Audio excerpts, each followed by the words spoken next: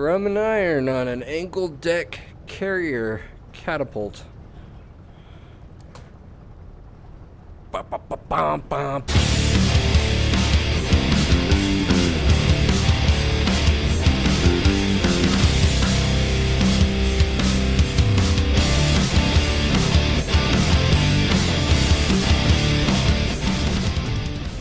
Hey gents, Idaho here. The Grumman F6F Hellcat might just be my favorite aircraft of World War II. That's not a common choice, which might be because of how the Hellcat looks.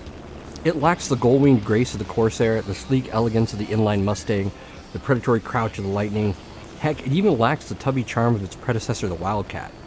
When Grumman test pilot Corky Meyer compared the Hellcat's looks to the Corsair, he said, "The Hellcat looked more like the box the Corsair came in than a new Navy fighter." I personally find it to have an awkward charm of its own. Its very plainness speaks to an unassuming get-it-done attitude. And get it done it did, finishing the war with 5,163 claimed kills to 270 losses to enemy aircraft for a kill-to-loss ratio of 19-1. The Hellcat made more aces than any other American aircraft and accounted for more than half of all U.S. Navy and Marine aerial victories of the war. Going by stats, one could argue that the Hellcat was the most successful fighter of World War II. It was certainly the right fighter at the right place and the right time to fill the need it was meant to fill. There are a lot of reasons for the Hellcat's success, some related to the plane itself and some to the situation it fought in. On the situational side, the Hellcat entered the war after the most pivotal naval battles against Japan had already been won. It was the Wildcat that heroically held the line in the early war, pioneering tactics and teamwork that allowed it to break even with the fearsome Zero. By the time the Hellcat entered combat in August 1943, Yamamoto's promised 6 months of running wild were long over, and many of the lethally experienced Japanese pilots who'd learned their trade in China and Manchuria had been whittled away by attrition, replaced by increasingly ill-trained and underprepared greenhorns. American tactics had been honed by this point as well, particularly the knowledge to never dogfight the Zero, but to use the Wildcat's superior diving ability and team tactics like the thatch weave to negate the nimble Zero's advantages. The tactics that had worked so well with the Wildcat worked even better with its younger and more powerful sibling, which could not only outdive the Zero but handily outrun it as well. As a consequence, when the Hellcat entered combat, it delivered blow after blow to a reeling opponent in a contest that became more one-sided with each engagement. That brings us to the qualities of the Hellcat itself. Eric Brown, the famed British test pilot, wrote, "No more outstanding example of skill and luck joining forces to produce just the right airplane is to be found than that provided by the Grumman Hellcat." The mid-1930s design of the Wildcat was in urgent need of replacement in 1941, and the Navy's earmarked successor, the F4U Corsair, was repeatedly delayed due to development trouble. So the Navy realized with alarm that they had no fallback, so they commissioned Grumman to upgrade their Wildcat. Grumman responded not by upgrading the Wildcat, but by producing a brand new fighter in record time.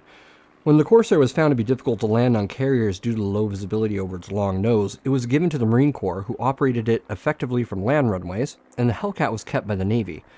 While the Corsair did eventually serve on American carriers after the British figured out how to land it fairly reliably, the fallback Grumman Hellcat had already become the US's primary carrier fighter, and it remained so for the duration of the war. Contrary to myth, the Hellcat was not designed with lessons learned from the famed Akutan Zero, which crashed in the Aleutians, and which the United States subsequently repaired and tested. The F6F-3, the first prototype Hellcat with a powerful Pratt & Whitney double Wasp engine, began flight testing a mere 2 weeks after the Akutan Zero did, so the plane was basically complete at that point. In fact, the production F6F-3 was fundamentally unchanged from that prototype. But that doesn't mean that the Hellcat wasn't designed to take into account lessons learned from combating the Zero. Soon after Midway, Grumman engineer Jake Swerble flew to Hawaii to interview combat-experienced F4F pilots like Jimmy Thatch and Jim Flatley about their experiences versus the Zero and what they wanted in a Wildcat successor. More climb and more speed, he was told. Grumman took that to heart, and they'd later design an aircraft from the ground up for climb rate, the F8F Bearcat. But in the meantime, they put together the Hellcat, an aircraft that combined the Wildcat's rugged reliability with increased armor, armament, range, and engine power. One of the Hellcat's most significant virtues was how easy it was to fly. In my 109 F4 video, I mentioned how a third of all 109s have been lost in takeoff and landing accidents due to its difficult ground handling. Other aircraft had reputations for being tricky to fly. The Corsair, for instance, earned the moniker Ensign Eliminator. The Hellcat was the opposite. Corky Meyer wrote in his memoir, Corky Meyer's Flight Journal, "I heard Mr. Grumman give his design philosophy regarding Grumman fighters many times. Grumman will only deliver aircraft that a 200-hour wartime-trained pilot can fly from a carrier, fight in aerial combat, return to the carrier, and land safely at night to fly again the next day." The plane was designed to be friendly to inexperienced pilots. The plane was also rugged and survivable. The June 1946 report, Naval Aviation Combat Statistics from the Office of Naval Intelligence, says of the aircraft's survivability, the F6F appears to have had considerable advantage over the F4U when flown under the same conditions. Receiving about the same number of hits per sortie in comparable operations, the F6F had a far lower rate of loss per plane hit. There are many stories of Hellcat pilots making it back to the carrier only to have their bullet-perforated aircraft condemned as unflyable and pushed over the side. There's an old stat that most combat losses happen in a pilot's first 10 combat missions, which means that if they can survive those first 10 missions, their chances of surviving the entire war go way up. The Hellcat's easy flying qualities and survivability meant that more pilots would survive those crucial experience-building early missions. The Japanese, meanwhile, were sending green pilots on long blue water flights and losing large percentages along the way, and they rarely had the will or the means to engage in search and rescue after combat operations. In his book, The Last Zero Fighter, Dan King interviews Zero pilot Tomokazu Kasai, who relates his trip from Japan to Guam in March of 1944. 12 Zeros and their pilots took off from Japan. None of the pilots had ever flown out of sight of land. 1 Zero crashed on landing at Iwo Jima after the first leg of the trip. On the second leg, 4 aircraft turned back, signaling engine trouble. None were ever seen again. A 5th started wobbling in formation and then spun out of control and down into the water. The remaining 6 Zeros then encountered a storm and diverted to an emergency airstrip on Pagan Island. 2 Zeros crashed on landing and their pilots suffered severe injuries. 2 Zeros landed successfully, and 2 Zeros flew straight into the water short of the runway. A few days later, after repairs to the 2 Zeros that had landed, Kasai crashed on takeoff but survived. The other pilot made it to Saipan, to be later joined by Kasai, who was ferried over on a Kate. Kasai then received another Zero, and the 2 pilots flew successfully to Guam. So, out of the 12 A6M5 Zeros and their pilots that left Japan, only 2 pilots and 1 Zero made it to their destination. Another Zero pilot interviewed in the book, Isamu Miyazaki, recounted his thoughts when he saw downed American pilots being rescued by submarines off Iwo Jima. It was the first time I entertained the thought of losing the war. We couldn't hope to defeat a nation that valued the lives of their pilots. We were treated like disposable items. The cockpit in the Hellcat is placed at the highest point of the fuselage, and the engine cowling is canted downwards at 8 degrees to improve the pilot's view over the nose, which is very handy for carrier landings. Only the P-38 compares for forward visibility, and that's because there's no engine in its nose.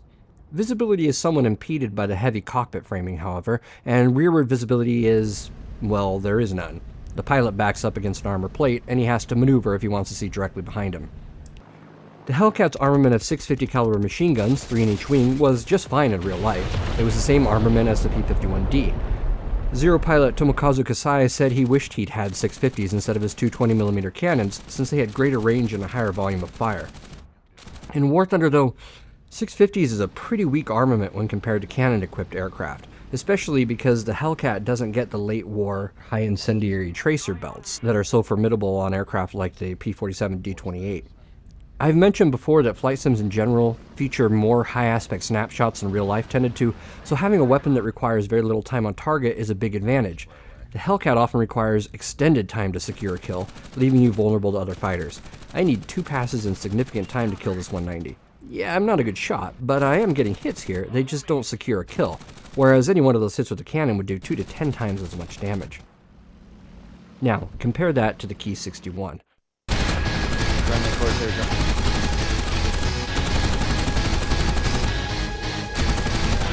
Take a second. Right with the yak. Near me. The Key 61 uses 4 12.7mm 50 caliber Ho 103 machine guns, which, by the way, in real life were based on the American 50 caliber Browning. Have I mentioned how broken Japan is in this game? Interestingly, when I look up the Ho 103 online, I see a ton of complaints from around 2019 and 2020 about how weak it was in War Thunder. I think Gaijin fixed that problem. Because of the anemic 50s, most Hellcats I see in War Thunder are the cannon-armed F6F 5N Night Fighter variant. In my experience, though, the weight of the N's cannons and radar lowers performance just a little too much. The Hellcats bounce right on the edge of being too heavy for a dogfight, and those changes push it right over that edge in my opinion, so I use the 50 caliber version. Lately, I've been experimenting with stealth ammo in the hope of drawing less attention from other fighters as I struggle to secure a kill. The Hellcat speed is fairly average. In War Thunder at its tier, it feels neither fast nor slow, but a good match for other aircraft like the 109F4 in a straight line. In real life, the Hellcat's speed is usually compared unfavorably to the Corsair. Both aircraft were powered by the legendary Pratt & Whitney R2800 double Wasp radial engine, the same engine that powers the P-47 Thunderbolt. Since they were also quite close in size and weight, the Corsair and the Hellcat actually had very similar performance to each other, at least when comparing earlier models.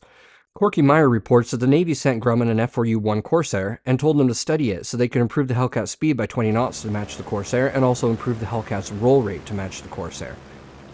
He said Grumman was worried about the or else subtext that they perceived under these instructions, but they felt better when they learned that Chance Vaught, the designer of the Corsair, had been sent an F6F3 and told to study it to improve the Corsair's visibility, cockpit layout, stall characteristics, and landing gear shock absorbers. To test the speed issue, Corky flew the Corsair in formation with the Hellcat, and he found that the Corsair had a genuine 18-mile-an-hour speed advantage on the deck, but that at 5,000 feet and up, the two aircraft had identical speeds, with each pulling very slightly ahead at different altitudes. The Hellcat was slower on the deck because it took in carburetor air from an accessory compartment just behind the engine, whereas the Corsair had a duct in the front of the wing which created a ram air effect. Grumman had made their decision because the airflow behind the engine would be warmer and less prone to carburetor icing. The funny thing is, if Corky is to be believed, the Corsair was genuinely 18 miles an hour faster on the deck, but it read as 18 miles an hour faster at all altitudes due to the differences in locations of the flush static pressure ports for the airspeed gauge. This had created the impression in the Navy that the Hellcat lagged behind the Corsair in speed. Grumman attempted to duplicate the Corsair's port locations, but they only put in one port instead of the Corsair's two. Navy test pilots were then delighted to inform Grumman that they had achieved legendary low-speed performance. One in a left side slip with wheels and flaps extended, the Hellcat flew at 0 airspeed. Embarrassed Grumman engineers quickly added a second opening, which Corky claimed finally ended the problem by giving identical airspeed readings between Corsair and Hellcat. That was the last we heard of the Hellcat's performance gap, he wrote. Performance case closed. But of course, as anyone knows who's ever perused online discussions about World War II aircraft, the performance case was not closed. One of the main arguments brought up in favor of the Corsair and online flame wars is top speed, which is still perceived, rightly or wrongly, to be firmly in favor of the Corsair. And indeed, that was fully true of later Corsair models. The Hellcat never received the long string of upgrades that most other World War II aircraft did. If you don't count the Night Fighter variant, there were only two Hellcat models that saw wide service, the F6F3 and the marginally improved F6F5, which added spring tabs for better aileron performance, strengthened a few things, and increased horsepower by 200. With no apparent pressing need for further improving its highly successful workhorse, Grumman kept its factory churning without downtime for upgrades, while the Corsair received major upgrades all throughout its lifespan. In War Thunder, the F6F5 is slower by about 19 miles an hour on the deck than the F4U-1A, and the F4U maintains a speed advantage at all altitudes. Interestingly, War Thunder originally called its Hellcat the F6F3, but changed the name to the F6F5 because it can mount bomb pylons. From what I can find online, there was no actual change to flight characteristics, just a name change. If that's true, and if the original F6F3 designation was accurately modeled, then we're due for a 200 horsepower boost to make War Thunder's Hellcat truly an F6F5. Gaijin when? The extra 200 horsepower would come in handy in a climb. Eric Brown reports that the Hellcat's climb speed was 3,600 feet per minute. I'd love to have that climb rate in War Thunder. In the game, the Hellcat's climb is poor compared to other aircraft at its tier. In fact, the Hellcat has outclimbed to 10,000 feet by every single Tier 3 American fighter except the P-47 D-25 and the F4U-1C, which are ever so slightly slower, and by the P-61. Even the P-47 D-28 beats the Hellcat handily. This is a pity because the Hellcat thrives on having altitude to work with. As long as the Hellcat can go fast, it can turn well, so being able to cut low to keep speed up is very important. Hellcat fights in the game often descend, because unlike other aircraft that turn well at speed, the Hellcat has a hard time regaining that speed once it's lost, especially if it has to go vertical. This brings us to the central dichotomy of the Hellcat that defines its fighting characteristics. Its combination of low wing loading and low thrust to weight. The Hellcat's wing is massive. In fact, it has the biggest wing of any single-engine U.S. fighter of the war. This gives it a low wing loading and so the great low-speed controllability, which is desirable in carrier landings. The wing is so big, in fact, that the Hellcat has a 5-mile-an-hour lower approach speed than its smaller sibling, the Wildcat. The wing loading also means that the Hellcat is more maneuverable than its American cousins. While it can't match the Zero of the Spitfire, it has a very good instantaneous turn at speed.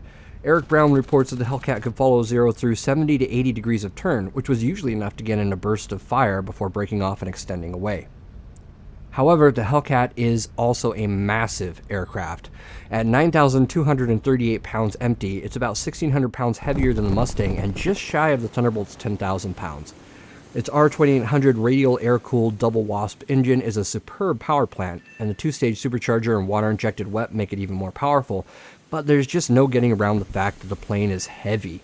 This translates into a relatively low thrust to weight, especially when compared to fighters like the 109 or, of course, the Zero.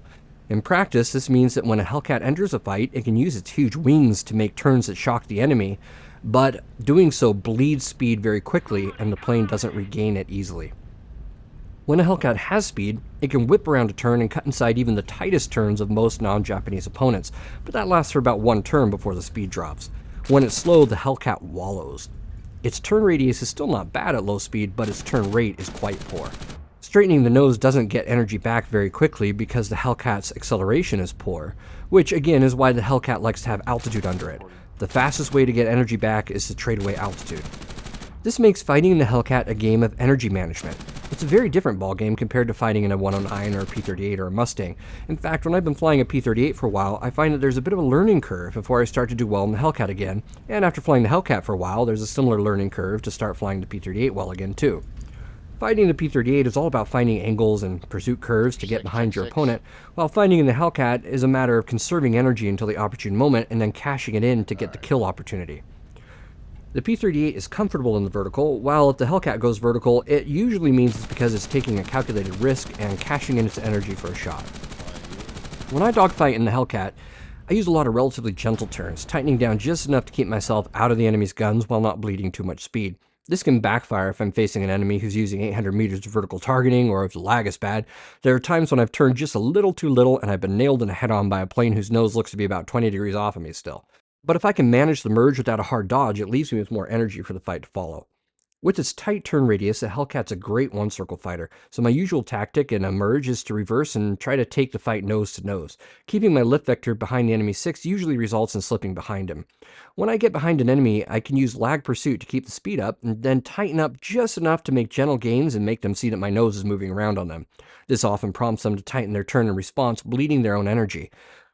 Often they'll panic and try to take the fight downhill to keep their speed up, which allows me to tighten my turn and get a shot.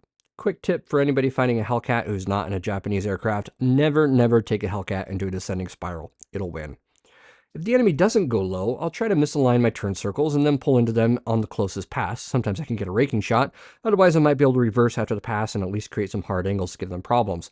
Always, I try to turn as little as needed until I'm ready to pull hard and trade my speed for a shot. Once you have a feel for the Hellcat and know how to manage that fluid economy between turn and speed, it's a very rewarding aircraft to fly. There are a few things more fun than reversing an opponent on your 6, stringing them along while you conserve energy, and then choosing just the right moment to shock them by cashing that energy in and cranking the nose around for a shot. The downside to all that, ironically, is that the Hellcat doesn't do as well in arenas in which Japanese planes are common, which is almost all the matches in War Thunder these days. Once a Hellcat gets slow, a Zero can latch onto it, and there's nothing at all the Hellcat can do to shake it. Even at speed, the Hellcat can't disengage from a Zero as easily as it should be able to. Eric Brown writes, "The Hellcat could normally elude its pursuer by diving and twisting with the ailerons. In level flight, the Hellcat could almost invariably pull away from the Japanese fighter. In War Thunder, such disengagement is difficult. This relates not so much to a weakness of the Hellcat as to the strength of the Japanese players in War Thunder. I've talked about this in a separate video, but the summary is that the Zero dives too well, doesn't stiffen up the way it should, and it retains too much energy after hard turn, such that the Hellcat can rarely outrun the Zero before being peppered. If the Hellcat makes a pass without a massive energy advantage, the Zero can often make a hard turn to spoil the shot, reverse, and then shoot the Hellcat as it tries to extend. And if the Hellcat finds itself with a Zero on its 6, it can't dive away like it could in real life. When fighting Japan, you need a plane with excellent climb and excellent straight line speed in order to choose when to fight and in order to disengage when needed. My preferred Jap Hunter is the P-63-A10 for these reasons. Against the Germans, however, the Hellcat can have very fun dogfights. Hellcat vs 109 is one of my all-time favorite matchups, as the Hellcat can pit its tight high-speed turn and good low-speed horizontal stability against the 109's much better thrust to weight and vertical ability. One of my favorite tactics in the Hellcat is to dodge a 109's pass, watch him go vertical, and then turn flat in the horizontal to intercept his flight path as he comes back down, and then just slide in behind him as he dives past, and since we're going downhill, now I've regained all my energy and I'm locked on. Interestingly, Hellcats and 109s really did face off one single time during the war. According to an article in Aviation History magazine, in May of 1944, Royal Navy Hellcats from the HMS Emperor were escorting a flight of Barracuda dive bombers off the Norwegian coast when they were bounced by 109Gs and 190s. The Luftwaffe fighters took down one of the Hellcats on that first pass, but they subsequently lost 3 of their own fighters, all 109s. That gives a Hellcat a very respectable 3-to-1 kill-to-loss ratio against Luftwaffe fighters. Anyway, that's the Hellcat, possibly my favorite World War II fighter. It's a plane that may not have the good looks of its more glamorous cousins, but it got the job done when it mattered most. And in War Thunder, it's a quirky aircraft that rewards you when you fly it to its strengths.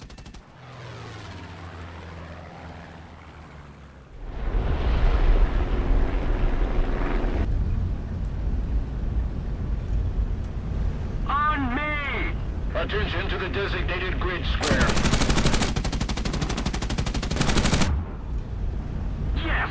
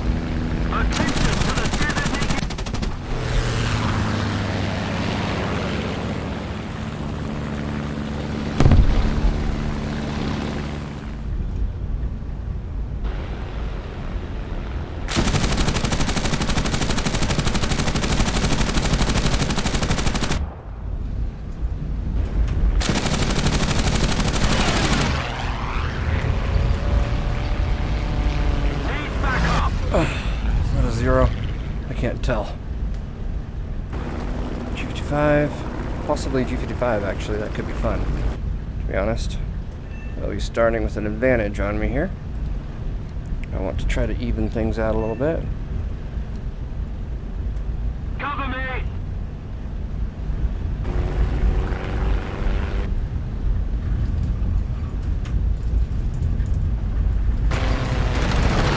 No, it's Key. It's a Key 61. Okay. This is going to be interesting because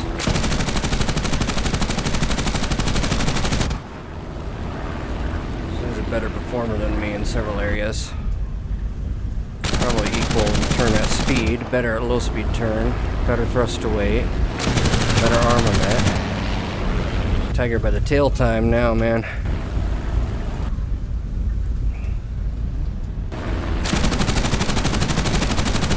Also weirdly survivable. Don't hit me! Woo-hoo-hoo. Jeez. That was a good fight, though.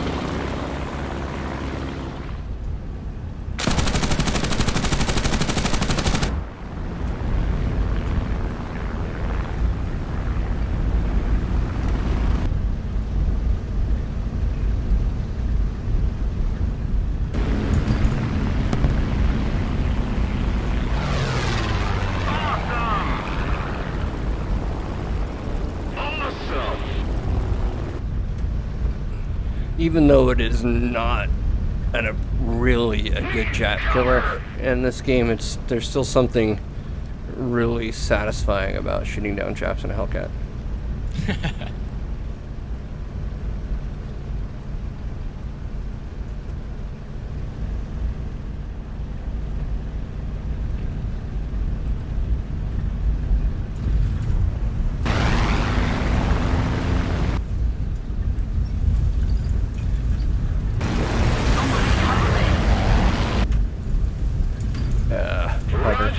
Rounds and 2 bandits. One was a G55. Yeah, that's not good.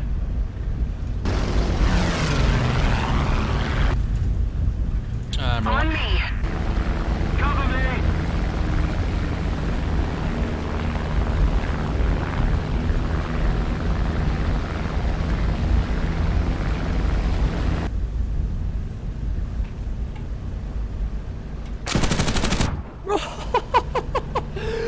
Wow, what a perfect shot of boy to use my 155 rounds. Now I gotta dodge that G55. Carefully waited and got a burst in that just blew him to pieces. For once the Beautiful. 50s were with me. Ah, no, there's another 109. Yeah, I won't survive this. I was offensive on the G55 till the 109 came in.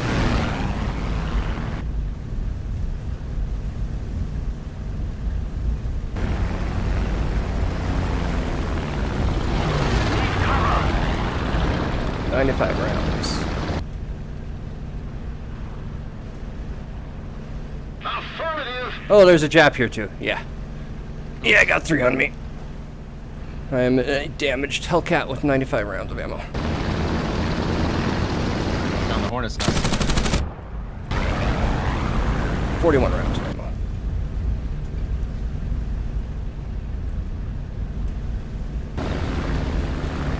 Dive into your fight.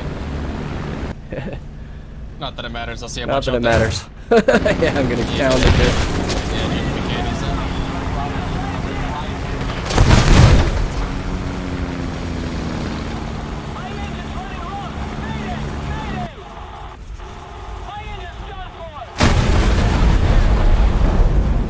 I think I have the G55 in sight.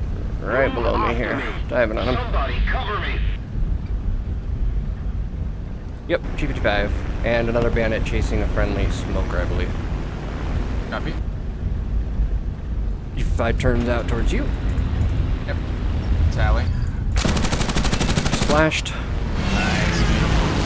Well, 109, you're high 6. He's not aiming at you though. Excellent. Something is. I just took tracers. Yeah, that's a Jap. Yeah, Jap and a 109 in the fight. Got the nose low. I only tallied the gap. Break, break, break. Ooh, one. Yep, tally.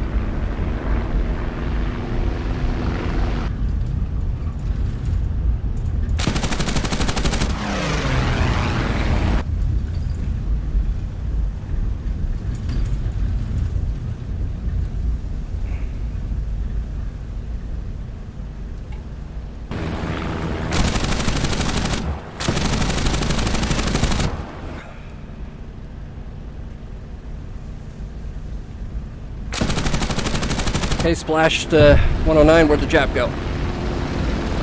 He just got Westcat got him, I believe. Beautiful. Off your nose, yeah. Beautiful. Yeah, 3 shit there, nose high, low. Cover call left. Yeah, Japanese there. Yep, friendly defensive here. Right off the Tally, nose. tally visual. Nice shot! Feeling right now. Oh, Jap A7M. Do you? Guide on me! Just south of me. Yeah, he just made a pass at you. He's sliding on your 6. On me! On me! Tally. Oh, he's engaging me now. Yep. I'm going to just extend towards you. Yep. I can't hope to do anything there.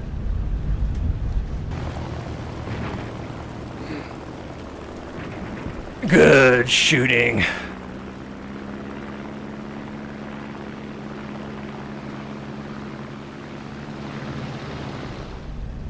Nose is on the left-hand man. I don't have the smash though. Yeah, I don't either. I'm onto you.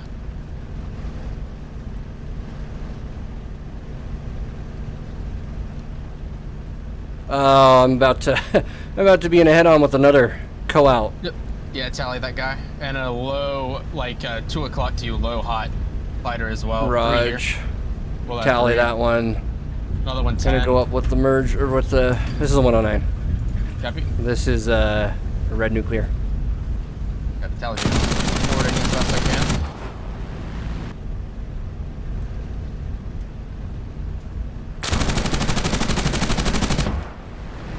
I got long range hits.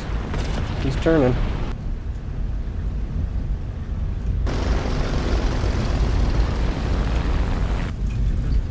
He's up on you? Yep. I try to keep him distracted. Yeah, thank you. Goes low. Nice. He recovered.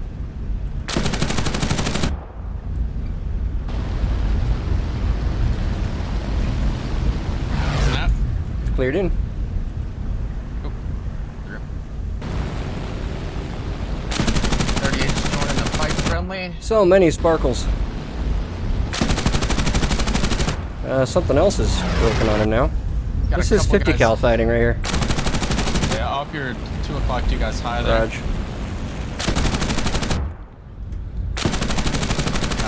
Bandits high out of him. Oh, now he's damaged his cooling system. Yep. Front of the Ah, he's finally dead. Raj. Yeah, 2 yaks still high, I believe, Bandit. Raj. One hot, one Ingalls away. Gonna bracket right on this close one. Copy. Oh, belly entry here if he looks at you. Yeah, belly entry, Perfect. Bandit. Oh, I can't roll like that. He's through. Alright, rolling in on him. Yep, tally visual. Monitoring trail. Trail turns hot. Raj. You got maybe 10 seconds before this guy becomes a factor. I'm gonna pick him up. Ooh, I actually got some good hits that time. Wonderful. Alright, turning back in towards the trail. Guide on me. Just mark trail. Bandit 109. Raj, televisual. He's off you. Unload the wings and lag on Bandit. Sporting. Bravo! Beautiful. I love when you can just cut him down like that. Is it a trap? He's got bomb pylons. Maybe a 47? Yeah, now he's So- looking 47-ish. Maybe he's a 47 with Russian stars. That would be what I saw. I Yeah, think we don't so. have a 47 on our team.